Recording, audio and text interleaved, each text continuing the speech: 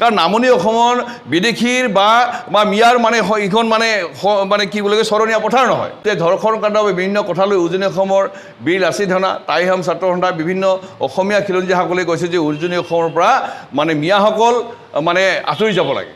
কিন্তু আমাৰ প্ৰশ্ন হয় যে যিসকলক আজি উজনি অসমৰ পৰা খেদি পঠিয়াব তেওঁলোকে ক'ত যাব?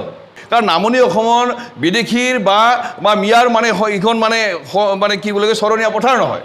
সেইসকলে কৈছে তেওঁলোকৰ সেই কাৰ্যক আমি কৈছোঁ যে তেওঁলোকৰ সেই কাৰ্যক আমাৰ ক'ব লগা নাই, কিন্তু চৰকাৰখনে সেইসকলক যদি আজি উজনি অসমৰ টাই আহোম মৰামতক বা আজি জাতীয়তাবাদী সংগঠনবিলাকে লাচিত ৰাণাই খেদি পঠিয়াই তেওঁলোকক ক'ত সংস্থাপিত কৰোঁ এই কথাটো মানে তেওঁলোকে স্পষ্টভাৱে ক'ব লাগে। কাৰণ নামনি অসমৰ বিদেশীৰ বা মিয়াৰ মানে ইখন মানে কি বুলি কয় চৰণীয়া পথাৰ নহয়।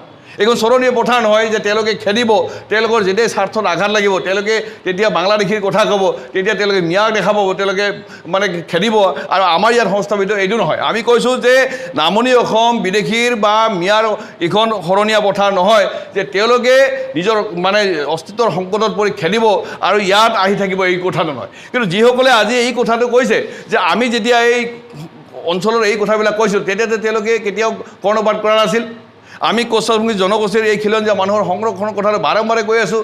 আমি বিধানসভাৰ মজিয়াত এই কথা উত্থাপন কৰিবৰ কাৰণে কৈছোঁ আমাৰ মাটি যাতে বিদেশী আহি কিনি পেলাই বসবাস কৰিব তাৰ কাৰণে ভূমি নীতি প্ৰণয়ন কৰিবৰ কাৰণে আছিল। কিন্তু আজি হিন্দুত্বৰ কথা কোৱা, আজি সনাতন ধৰ্মৰ কথা কোৱা আজি বিজেপি চৰকাৰে কিয় আজি লেণ্ড ৰাইটছটোৰ কাৰণে আমাক আজি অধিকাৰ দিব নোৱাৰে? কিয় এখন বিধেয়ক উত্থাপন কৰি আমাৰ মানে ভূমিৰ অধিকাৰটো দিব নোৱাৰে?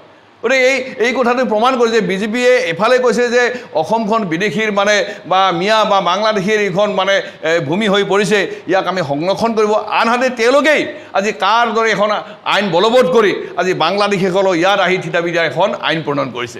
গতিকে ইয়াৰ যদি প্ৰমাণ কৰে যে আজি অসমৰ উজনি অসমত আজি তেওঁলোকৰ কিবা শংকা হৈছে বা তেওঁলোকৰ ৰাজনৈতিক সামাজিক ক্ষেত্ৰত কিছু থ্ৰেট আহিছে যাৰ কাৰণে তেওঁলোকে আজি এই কথাটো কৈছে। কিন্তু আমি যুগান্তৰ ধৰি যে ইয়াত কেনেকৈ বসবাস কৰিছে এই কথাটো আজি বিজেপি নেতৃত্বকে উপলব্ধি কৰিব পৰা নাই।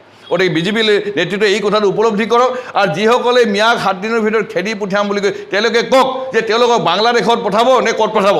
কিন্তু তেওঁলোকে যদি আমাৰ নামনি অসমত আহি থিতাপি দিব খোজে এইবাৰ কিন্তু আমি ৰক্ষা নেদে, আমিও হেংদাং লৈ সাজু হৈ থাকিবৰ কাৰণে কিন্তু সাজু হৈ আছোঁ।